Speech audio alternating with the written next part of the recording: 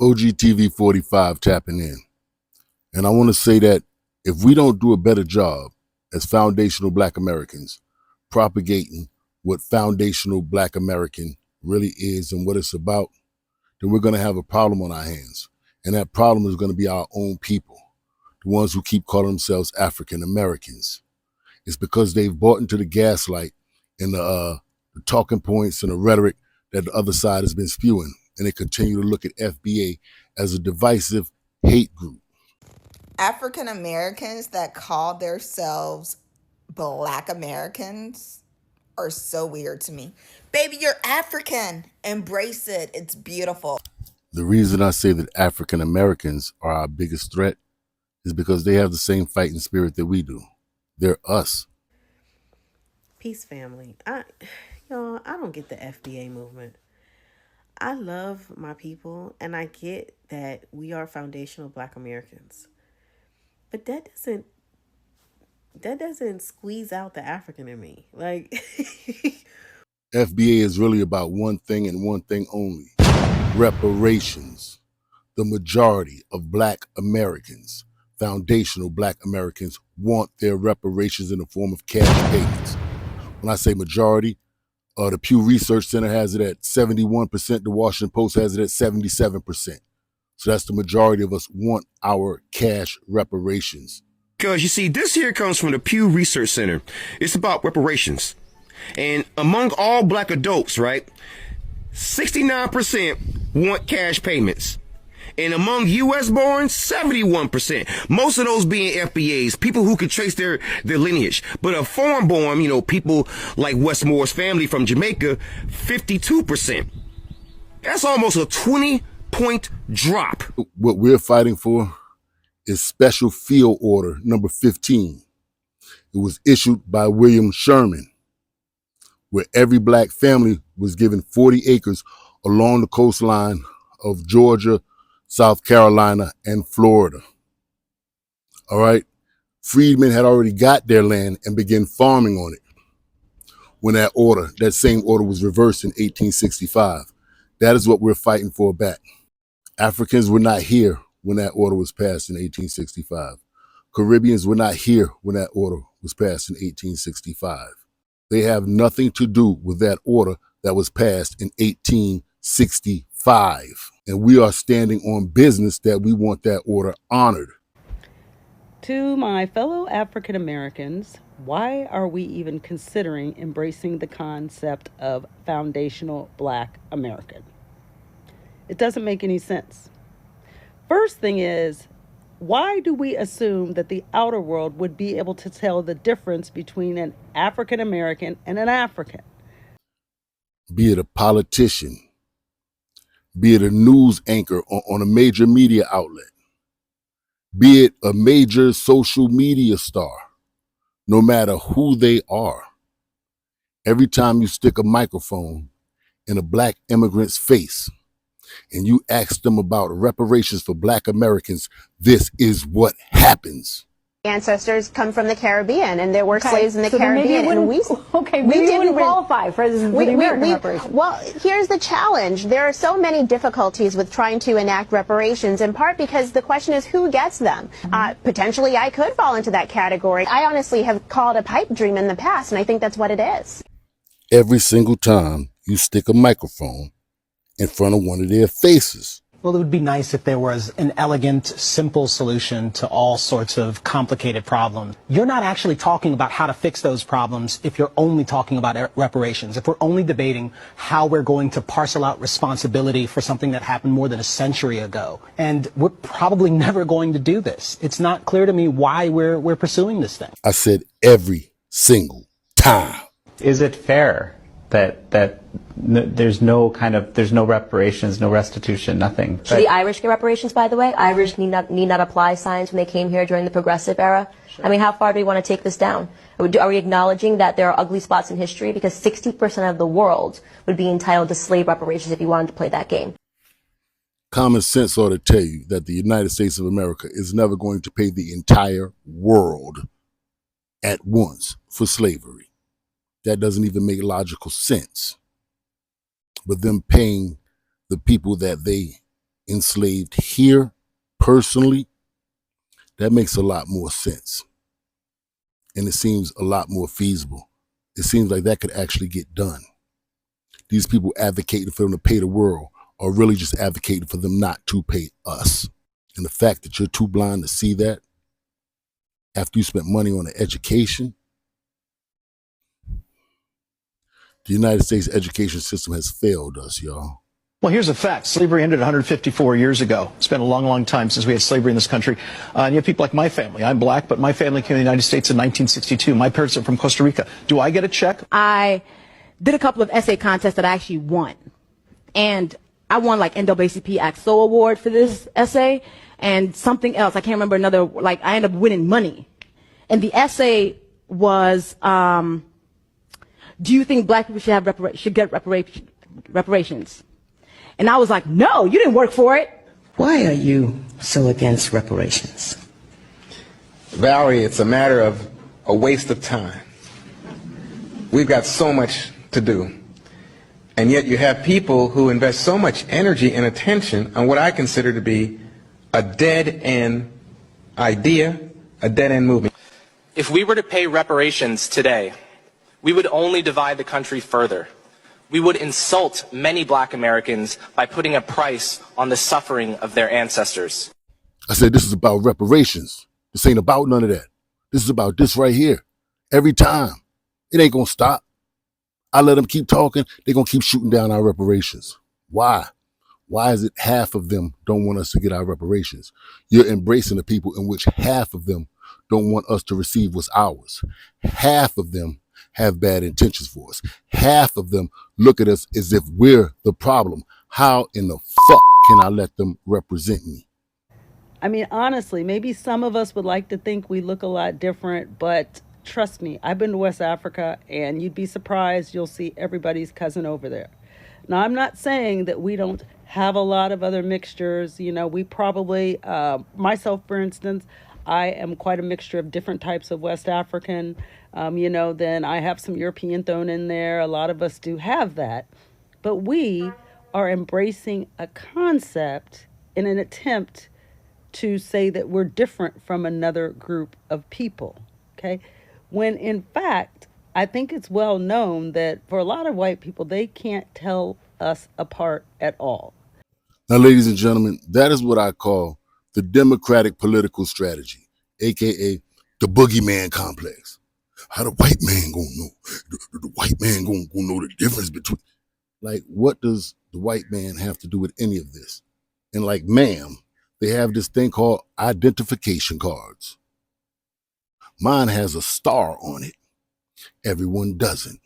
They have birth certificates. They have social security cards. They have immunization records. They have ways of telling who is from America and who is not. They can make your identification cards different colors. They can put Black American on one and Black immigrant on another. I'm pretty sure if someone gets arrested for doing something bad to a lady on a bus in North Carolina, and they arrest them and take them to the police station, and their identification card says Black immigrant, maybe they'll get on the news and say a Black immigrant did something bad to someone on a bus in Charlotte. The reason why it matters is because a Black immigrant, first generation, even second generation, they do not have the same views and opinions of this country that we do. They did not experience the same things in this country that we did. They did not experience the government the same. Take a Westmore, for example, who grew up in a rich neighborhood, lied about being from Baltimore. We already proved that. He never walked the streets of Baltimore as a youth. But again, if he never grew up in that type of environment, he never faced police harassment. He never faced get up on a wall, getting beat up, getting kicked, getting drugs planted. He never faced any of that. So his views and opinions on police in America are not going to be the same as someone who's been here for generations, has seen it happen to them, seen it happen to family members. They're going to have a different view and opinion on it. They're going to speak on our behalf. The immigrant, not so much. A lot of them have not gotten their nigga wake-up call yet. Now, I understand wanting to say, this is our culture and that's their culture. But, then again, I kind of don't understand that because we have so much of our culture that actually comes from West Africa. And please believe me, I'm an anthropologist. I've been over to West Africa. And it's the most educated ones amongst us who cannot see that they're being used by people who don't even refer to themselves as Africans on their own continent. They have tribal identities. They are not unified in their cities, in their states, in their countries. They identify with tribes, and they don't rock with the other tribe. But you think all of them who are going to come here and just rock with your tribe? You niggas are insane. I'm not advocating any type of street lifestyle, but you do have to have street smarts to survive in the United States of America. You cannot make it here on academic knowledge alone. I'm particularly disappointed in this sister because she says that she's an anthropologist. Now, I know in order to be an anthropologist as a career, you have to have at least a master's, if not a doctorate degree. That means you're an educated sister, and you're not smart enough to know that they're using these black immigrants as a buffer class to stand between us and what's rightfully ours. All you see is black skin. That's sad. And what also bothers me as an anthropologist is that you would buy so hard into this out of Africa theory when isn't archaeology a part of anthropology? Now, if archaeologists really believe that they discovered everything as far as, that was concerned, why the hell is they still digging every day? They're still digging because they don't know it all. Out of Africa is a theory. We don't know everything about over here yet. If we did, you won't have a damn job. And one of the most interesting things was seeing things that we do that we literally got from there. Some of the things we do, they are literally doing the same thing. Okay. So we create a concept that says, hey, we're different. We want you to make a difference. And then they're going so far as to put this on the census. So for me, I stop and think, well, why would we create a system that is designed to have the larger group have to come into our group and pick out who's who and what's what? My mother's Jamaican. My father's Panamanian. You have a lot of black people in this country who are not descendants of the American slave trade. So I already know off top, there's a lot of black people in America who aren't going to be able to get that kind of benefit. I'm not with the convenient blackness at all. If you're not black, when they ask about reparations, if you want to stand on the side of white supremacy every time they ask about reparations, then no, you can't pull the black card on me. We have ideological differences. Now, what is your position on reparations? I'm gonna be direct with you. I don't believe in reparations. I don't. Well, then you don't believe in the black community. Why would we do that? We are basically opening ourselves up to a lot of scrutiny, and we see what's happening now. I mean, basically, what makes us think that they're going to come in and only take Africans if that's what they decide to do? Or this doesn't make any sense. Yo, Negro spiritual looking to ask a kumbaya all you want to. That don't mean that people's going to have your best interest in heart. When they get in them positions, they're going to direct that money towards their people where they from. It's a thing called dual loyalty. And I want someone that has loyalty only to what I have loyalty to, representing me. Okay. Bottom line is we should stick together as a group. Tell them niggas unify with Congo first. Unify with the platelets. Unify with them niggas. They not unified with them. You niggas been hoodwinked, bamboozled. It saddens me. An anthropologist doesn't have the intelligence to look at the white people and how they operate. They don't operate with the all white as one as a monolith politically. No, they have a right wing and a left wing because they have different ideologies. Now, if about 75% of us black Americans believe we should get reparations and half of the black immigrants believe we should not, then that means we have political differences, different ideology, we're ideologically different politically. We don't have the same political views and opinions. These numbers show that. Why are you pressing forward? Well, because we're all black and we should stay in the same car. That is a car of confusion. If the left wing and right wing whites and the Jews were all in the same car together, that would be a car of confusion. They were smart enough to separate those cars. But you think black people should all be in the same car, like we're all going to have one mindset. That ideology is insane. That is insanity. People come from different nations. They have allegiance to their nations. They are here to usurp whatever benefits they can get from us and get it back to their nation. And you think that we have the same principles. Like, no, we don't have the same principles. A lot of us don't even have the same morals. You want us to be one with them, but they say they're not one with the wild people out in the bush where they're at. Your so-called African brothers have an underlying sentiment they don't always reveal to you. It's the America destabilized my nation syndrome. And y'all really not taking that into consideration. They feel like America destabilized their nation. They got beef with America. And your ass is American. You're being used. They're using you to fight their battle.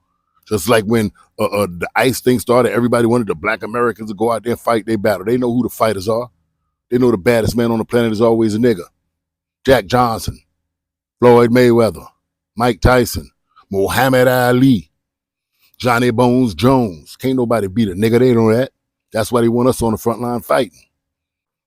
And you slow bus riding ass African American niggas is right up there on the front line fighting for them. Like, this is about not being African. No, stupid ass. It's about not being labeled as African American, because that title is open to too many people. We need a closed title for our group politically. I ain't saying you can't be friends with them. Why they can't march with you if you're a foundational black American? Why? Because they can't eat off your benefits? That's crazy. Nobody said they can't be in politics. They can have a black immigrant representative. Let him go up there and fight for their benefits. Let him go up there and fight for their TPSs. Let him go up there and fight for their visas and everything else that they need pertaining to immigrants. If they identify themselves as a black immigrant, it'd be better for us and them. They can go up there and fight strictly for black immigrant stuff. They don't gotta fight for nothing for us. We have enough of us to fight for ourselves. Well, we can't be brothers if that's the case. We can only be brothers if they benefit off of what we fight for. While half of them are against us, while half of them talk about us like dogs.